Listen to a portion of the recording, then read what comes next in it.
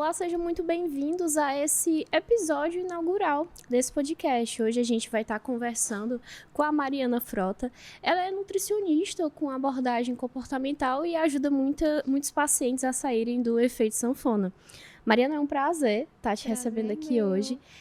A gente vai abordar sobre alguns assuntos que provavelmente seja dúvida de muitas pessoas, dúvidas até mesmo de alguns pacientes, mas antes da gente falar sobre isso, eu gostaria que você se apresentasse um pouquinho. Claro. Falasse ali, sempre quis nutrição, o que te interessou nessa área da saúde e por que você resolveu trabalhar especificamente ali no efeito sanfona. Tá. Minha trajetória na nutrição, ela tem uma história bem peculiar, eu vou trazer um pouquinho para vocês. Então, eu sou nutricionista, tenho especialização em nutrição esportiva, nutrição clínica, sou certificada pelo Instituto de Nutrição Comportamental e tenho mestrado na área de fisiologia. E a minha trajetória com a nutrição veio desde o colégio. Uhum. Eu era atleta de vôlei no colégio e me interessava muito por fisiologia, questões do trato digestivo, biologia.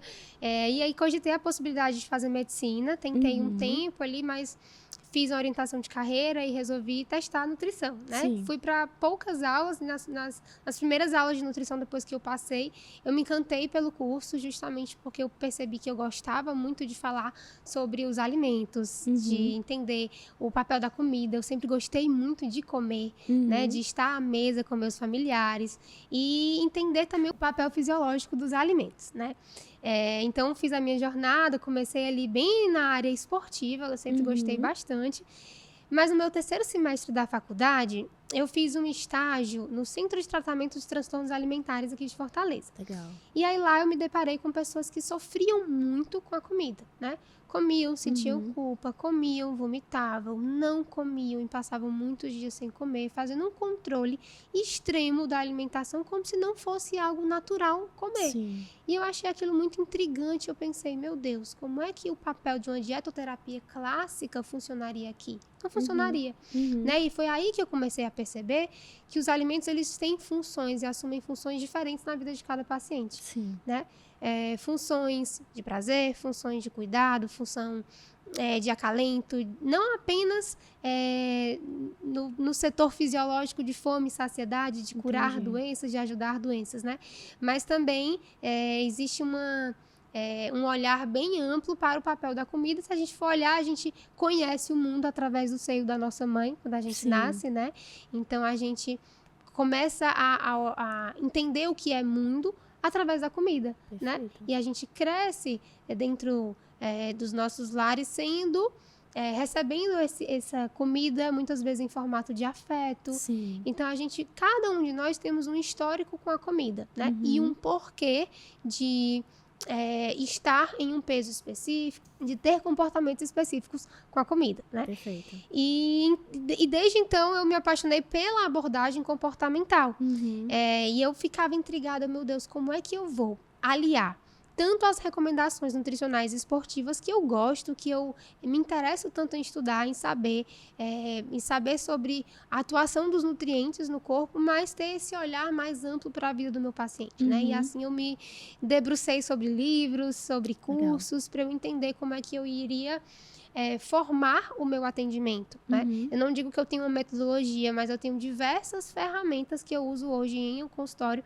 a depender de cada perfil que eu recebo de paciente. Perfeito.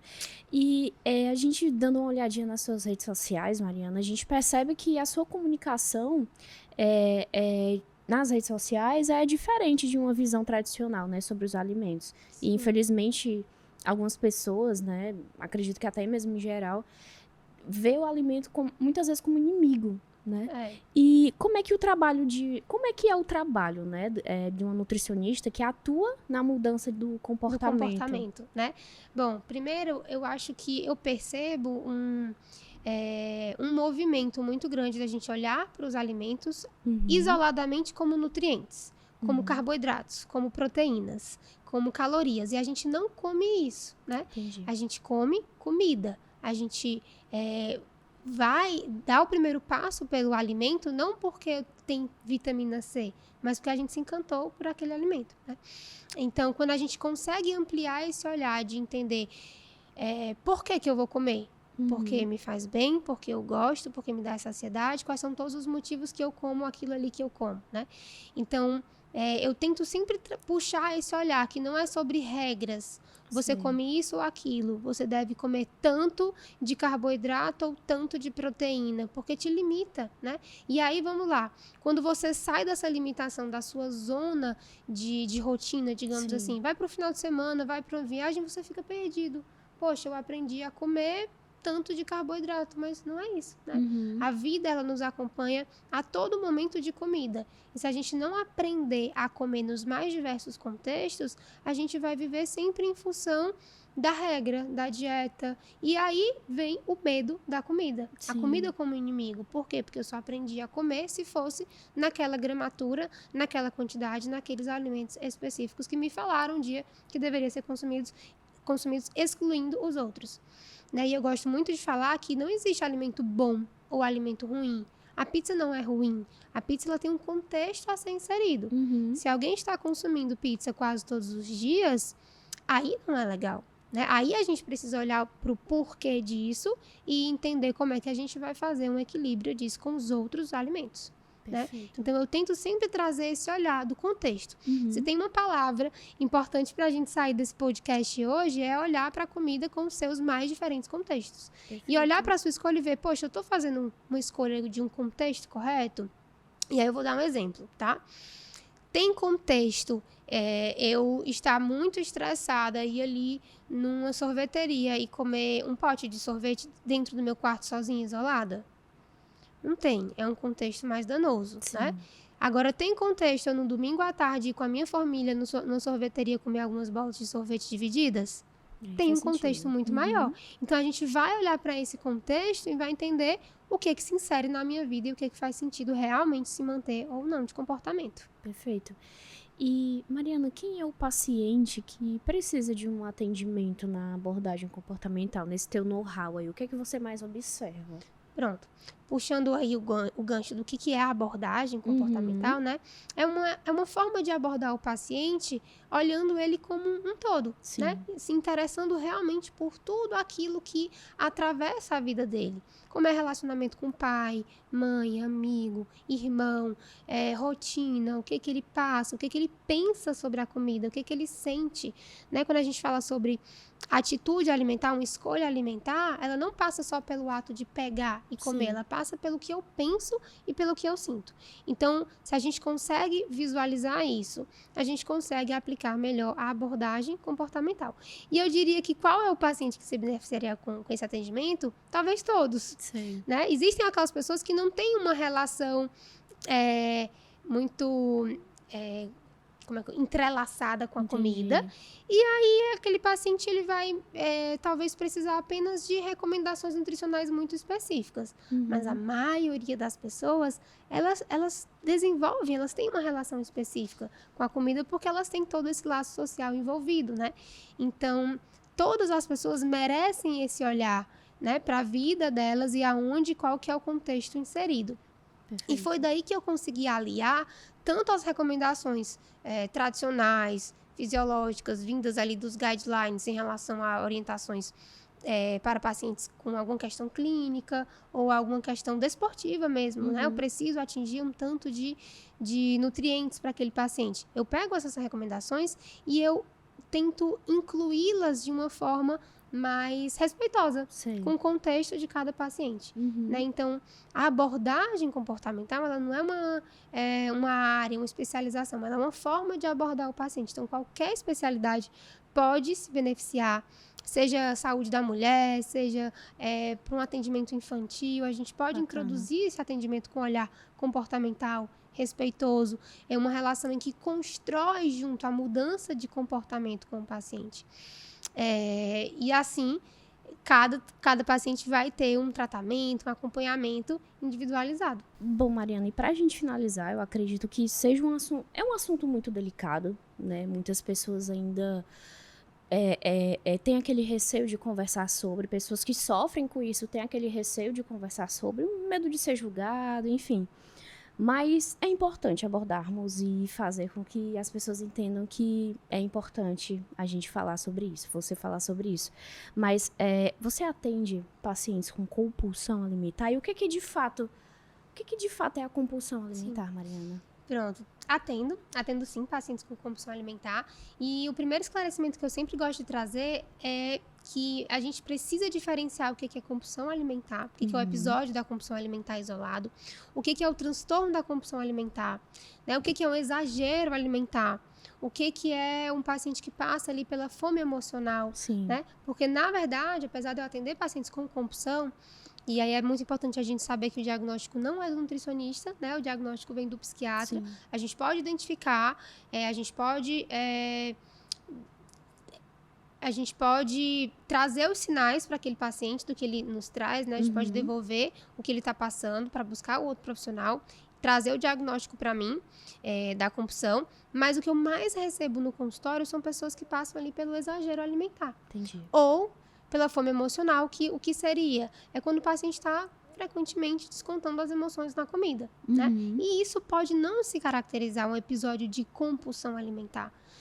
Quando a gente fala sobre compulsão, a gente está falando de um indivíduo que vai comer um grande volume de alimento, né? Um grande volume de comida em um curto intervalo de tempo, de forma rápida, de forma impulsiva, de forma, muitas vezes, sem pensar.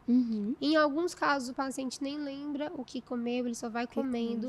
É um episódio um pouco mais caótico, digamos assim, onde ele não faz combinações entre os alimentos, né? Ele só quer comer, ele só quer engolir, e que vem com sensação posterior de culpa, uma sensação de fracasso. Muitas vezes ele faz esse episódio escondido, isolado, porque ele tem vergonha do que aconteceu, né?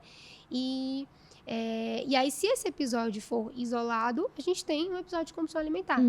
Se a gente tiver mais ou menos essas características e estiver acontecendo isso pelo menos uma vez na semana, por pelo menos 3 meses, isso está se caracterizando o transtorno da compulsão alimentar. E aí existem alguns outros critérios, né? Um psiquiatra pode avaliar com mais cautela, mas para que a gente possa entender que a dimensão de eu falar que um paciente tem compulsão alimentar é muito mais séria do que a gente imagina. Hoje está na boca do povo falar que eu comi uma barra de chocolate e eu tive uma compulsão, né? Não, você teve um exagero, né? Às vezes tem paciente que fala assim, hoje eu comi 2 brigadeiros, eu tive uma compulsão. Não, você não teve uma compulsão, você teve um exagero. Você não soube lidar com a grande disponibilidade de comida, você talvez estivesse ansiosa e aí comeu sem prestar atenção na comida.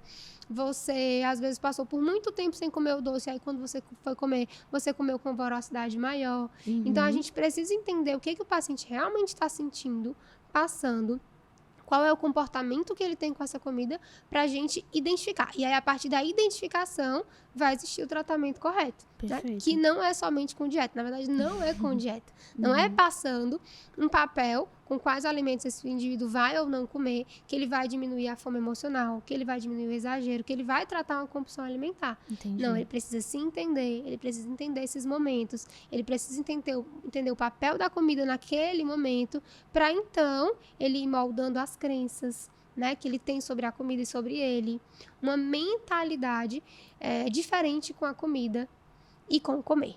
Perfeito. Então é aquilo, né? Entender o contexto, como você falou. Entender o contexto. Então, uma palavrinha mágica seria entender o contexto sempre. Mariana, muito obrigada. Foi uma conversa rápida, mas eu acredito que você conseguiu esclarecer muita coisa, principalmente para aquelas pessoas que estão nos assistindo pela primeira vez, ou até mesmo pacientes que estão te acompanhando aí nas redes sociais. E, bom, para finalizarmos, eu gostaria que você olhasse para aquela câmera ali. Claro. E falasse para as pessoas onde quais as redes sociais que você mais atua, onde é que essas pessoas podem estar te procurando para dar esse primeiro passo a mudar a visão que elas têm com a comida. Perfeito. Então, eu estou estreando aqui nesses episódios, né, de podcast. Teremos outros episódios. Perfeito. E vocês podem me achar certamente no Instagram, onde eu tenho tentado movimentar mais, é marianafrota.nutri, trazendo sempre essas temáticas que abordam além da comida e do cardápio, mas todo o contexto da alimentação mais saudável. Perfeito. E se você chegou até aqui, então significa que esse conteúdo foi importante para você. Não esquece de deixar o like, comentar aqui embaixo e, claro, compartilhar para algum amigo próximo, algum amigo que quer dar esse primeiro passo na sua mudança de vida.